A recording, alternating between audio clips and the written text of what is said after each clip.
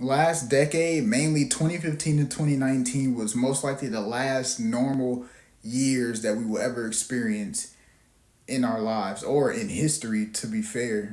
This decade will go down as one of the worst decades in history simply because in 2020 we had the biggest psyop in history.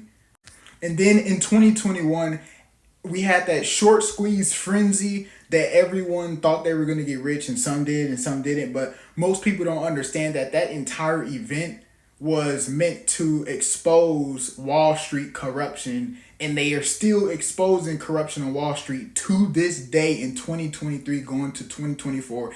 And more than 99% of people in the world don't actually know that.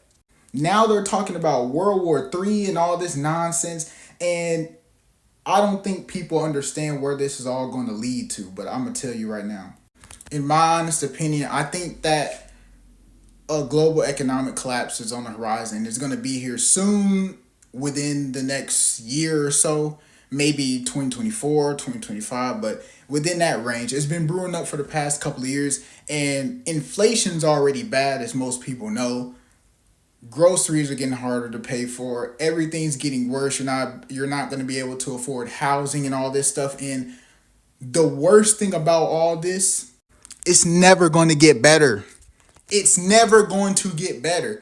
It's going to get worse and it will never recover. So if you think that inflation is going to come down, if you think that life is going to get easier, unfortunately, it won't. And this is not to be negative. This is just facts. The world is literally heading down fucking hill and it will never recover from this shit. So unless you become self-sufficient and you figure out something on your own, if you're relying on a job for money or whatever it is, you are destined to crumble with the economy when it does.